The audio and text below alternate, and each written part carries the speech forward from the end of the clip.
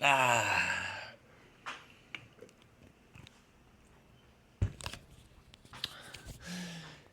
salve, salve, gurizadinha do YouTube! Mais uma aula aqui do canal do Dr. Guto Vaz. Lembrando que essa coletânea de aulas, por enquanto, serão todas disponibilizadas por 10 dias e depois disso elas vão estar disponíveis apenas na comunidade Core 7. Augusto, que é isso? Que comunidade é essa? É a comunidade que eu criei para pessoas que querem melhorar os hábitos. Como assim melhorar os hábitos? A medicina do estilo de vida ela é dividida em 7 pilares: alimentação, movimento ou atividade física, sono, controle de estresse, redução de tóxicos, espiritualidade e conexões sociais. A partir disso, a gente recolhe informações, troca experiências, dificuldades, amplia o nosso repertório comportamental, entende que hábitos são formados desde antes da gente nascer até toda a nossa trajetória, tudo que a gente entende por nós, e que, portanto, a mudança é lenta e gradual, cheia de dificuldade, de percalços, que não tem pílula mágica, não tem uma saída fácil, mas que o processo vale a pena ser vivido quando a gente se conecta com os nossos valores, com quem a gente quer ser. E a gente não só projeta lá no futuro, mas passa também a viver o presente com base nos nossos ideais. A partir do momento que a gente impõe esforço e a gente vê o nosso progresso, a jornada também se torna interessante. Isso é a medicina do estilo de vida como um movimento social. E essa é a ideia da comunidade. Se tu está interessado, eu vou deixar o link aqui. E hoje a gente vai começar a falar deles, dos pilares. E vamos começar por alimentação. Augusto, tu é médico, tu não é nutricionista. É verdade. Eu não tô aqui para te passar dieta, para te dizer exatamente o que comer. Não. A ideia é a gente ter um bate-papo. Assim, como se eu estivesse tomando um cafezinho contigo e a gente está falando sobre alimentação. Ele é um pilar muito interessante porque é impossível não se alimentar. E a gente se alimenta para obter energia. O nosso corpo, ele, diferentemente das plantas, ele não produz a nossa comida. E a gente precisa de fontes de macro, que são os carboidratos, os lipídios, as gorduras e as proteínas, e micronutrientes, que são sais, vitaminas. Até aí tudo bem. Só que a gente inventou e evoluiu para uma coisa extremamente complexa, que é a cultura. A gente se relaciona, a gente atribui valor emocional e, mais complexo ainda, monetário ao convívio social. E o alimento está sempre introduzido aí. Então o comer, ele no ser humano não é algo puramente biológico, energético. É óbvio que é muito interessante pensar dessa maneira. Porque a partir do momento que a gente pensa no comer biológico, a gente já tem um argumento super legal para comer bem, que é o de nutrir o corpo. Pensem que nós temos dentes que ao longo da história evoluíram, são do formato que são, os caninos para triturar, os molares e pré-molares para macerar. Que bonito! Aí depois a gente tem todo um aparato digestório que vai secretando enzimas e hormônios e a gente faz toda a digestão ao longo do trato digestório. Isso é maravilhoso.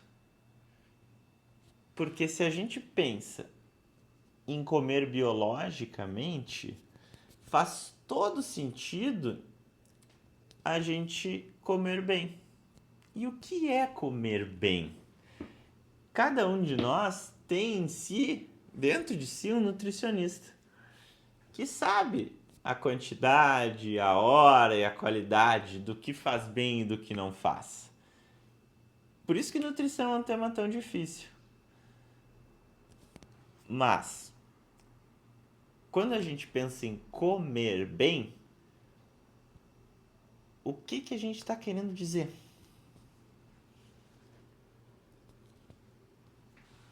Plantas. Plantas têm que estar no centro do conceito de comer bem.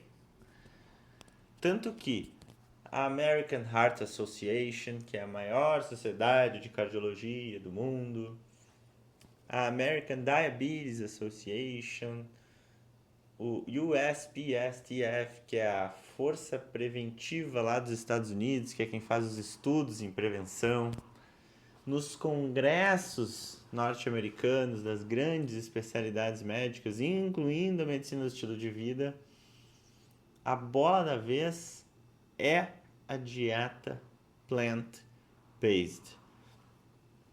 E significa que eu não posso comer mais nada, só planta, só alface. Pelo contrário, significa que a gente vai expandir o conceito de plant e não subtrair. A ideia é somar. Pegar o que a gente já come e ampliar com mais frutas, verduras, legumes, oleaginosas, leguminosas. Tudo que não foi processado, que a gente faz em casa, uma salada variada, o prato típico do brasileiro, arroz, feijão. Tudo que vem da terra é o que está em grande enfoque. E a variedade também. Quanto maior for o leque de alimentos que eu expuser ao meu corpo, desde que eles venham da terra, mais saudável vai estar sendo a minha dieta. Então, aqui a gente fala um conceito muito interessante, que eu sempre digo no consultório. A gente não começa a pensar nutrição subtraindo.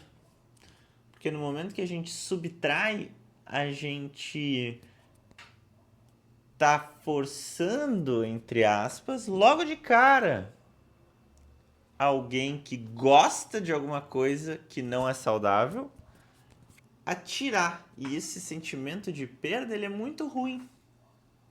Ninguém gosta de perder alguma coisa. Então, ao invés de tirar, que tal começar adicionando? E esse conceito, ele é muito poderoso. Porque a gente vai adicionando plant-based. Plantas. Como? Do dia para a noite? Não. Aos poucos. Como toda mudança, lenta e gradual. lenta e gradual. Um polo da certeza nutricional é esse. O outro polo é o que a gente não deve consumir. E aí entram os ultraprocessados. Tudo que for hiperindustrializado, que tenha sal, açúcar e gordura. Esses três nutrientes juntos, eles atiçam o nosso cérebro, o nosso sistema de recompensa, de uma forma muito importante. É hiperpalatável, entre aspas, muito gostoso. De forma que o comer adquire uma outra conotação. E aqui entram tudo que vem, aquele corredor inteiro do supermercado, que tem as bolachas, os salgadinhos, os doces, aí as balas, os refrigerantes, tudo aquilo. Os embutidos, importante, as proteínas ultraprocessadas, elas são carcinogênicas, elas causam câncer. Então nós temos dois polos de certeza. Muitas plantas, minar de plantas, variedade, comer muita variedade. Uma fruta por refeição seria excelente, salada no almoço e na janta, começar o dia com fruta, fruta de sobremesa, fruta no meio da manhã, no meio da tarde, fruta o tempo todo. E, da outra ponta, limitar ao máximo ultraprocessados. Mais do que qualidade, comer é sobre temporalidade. A gente sabe que limitar a nossa alimentação a 12 horas por dia... Como assim? O dia tem 24 horas. Se eu estou limitando a minha alimentação a 12 horas, significa que eu tomei meu café da manhã, iniciei o meu café da manhã às 8, eu vou acabar a minha janta às 8. E a gente sabe que esse descanso intestinal, ele é tão importante para desfechos de saúde e também de perda de peso, quanto a quantidade de comida. O descanso intestinal, ele serve para que no sono o nosso corpo não esteja em embate. Uma coisa é dormir, outra coisa é digestão. Se o corpo estiver focado só em dormir, ele vai dormir melhor. E ele vai se preparar melhor para no dia seguinte receber o alimento. E a quantidade, Augusto? E a quantidade é o que eu não consigo te falar aqui. E a quantidade é o que mais tem de mental. Por quê? Se a gente come correndo, ou se a gente come vendo TV, ou se a gente come conversando, ou se a gente come sem prestar atenção no que a gente está comendo e fazendo outra coisa ao mesmo tempo, a gente está perdendo a oportunidade de perceber a nossa saciedade. E se a gente não percebe a saciedade, a gente ou provavelmente vai comer demais. Essa é a real. Ao mesmo tempo, da minha prática, eu sei que é muito difícil. Porque na hora do almoço, muitas vezes eu tenho um horário restrito e eu já estou pensando no que eu preciso fazer ali no hospital, no início da tarde, tem que seguir tal coisa, tem que fazer. Então é difícil. Muita coisa que envolve alimentação é difícil. É por isso que a gente existe, como comunidade. Agora, se tem um momento que entra muito bem já ter feito uma avaliação nutricional, entendendo que como médico eu estudo princípios gerais mas que o meu conhecimento perto de um nutricionista é isso aqui,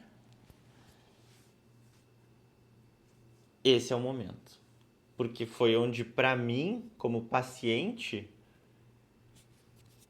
foi mais chocante. Que era a quantidade que eu tinha noção do que meu corpo precisava e a quantidade que meu nutricionista calculou que era necessário. E era diferente.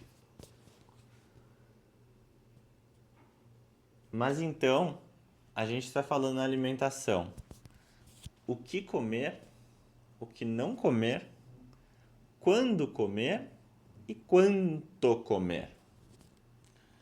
E que essas decisões, elas são moldadas não exclusivamente por quem a gente é, mas pelo contexto socioeconômico, cultural que a gente está. E que muitas vezes a decisão alimentar, ela não é biológica. Tudo bem, é muito bonito a gente pensar em nutrir o nosso corpo, em pensar aquela salada vindo, aqueles nutrientes se espalhando e fazendo melhor para a saúde do cérebro, para a saúde do intestino, para a saúde do coração. Eu juro que eu penso isso quando eu como uma coisa saudável, eu acho super legal. Tipo assim, meu corpo tá, sabe? Mas o nosso comer, ele também é cultural. O que se come no Rio Grande do Sul é diferente do que se come no Rio Grande do Norte. E mais do que cultural, o nosso comer pode ser político. Existem 1001 razões não biológicas para tu deixar de comer carne.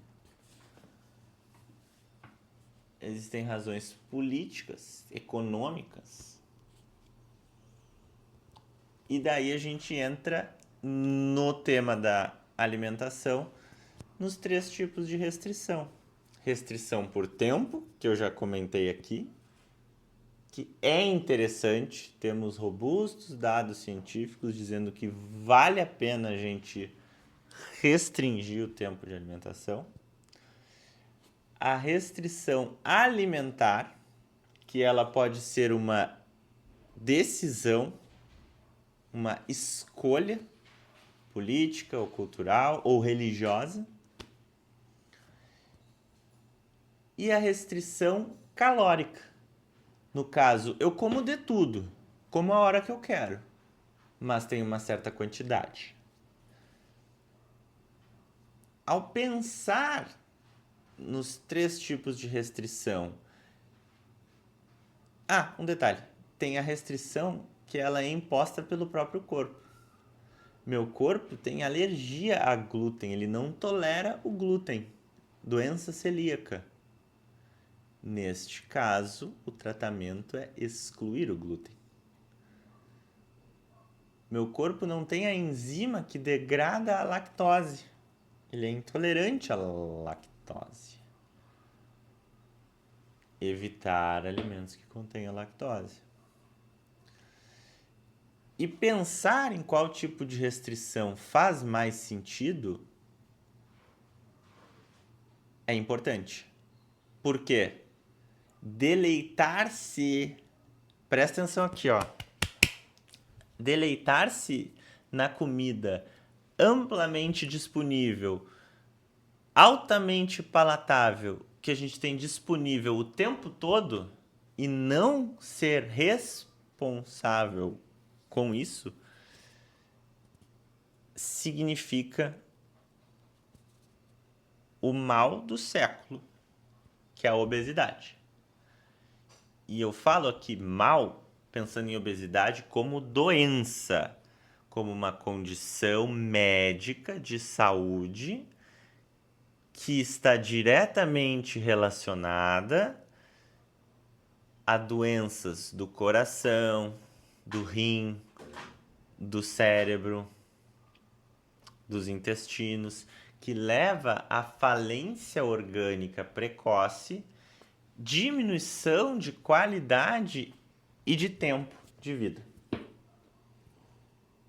Não entro aqui no mérito da avaliação social da obesidade. Não.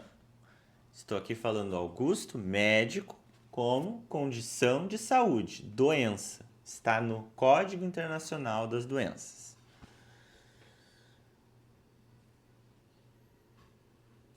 E agora que o tom da conversa ficou um pouco mais sério, a gente falou em doença, falou em morrer cedo ou em viver pior. Como é que eu como bem então? Essa é uma jornada. É uma jornada que vai envolver uma das restrições. E a adaptação à restrição com o passar do tempo vai fazer com que o automatismo dos bons hábitos alimentares, porque o cérebro sempre automatiza. Sempre automatiza. Desviar aos poucos uma trajetória de uma alimentação ruim para uma alimentação boa fará sim com que ocorra o automatismo. Mas esse é um pensamento de longo prazo.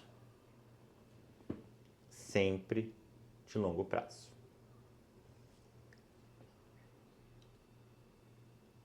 A gente se vê na próxima aula.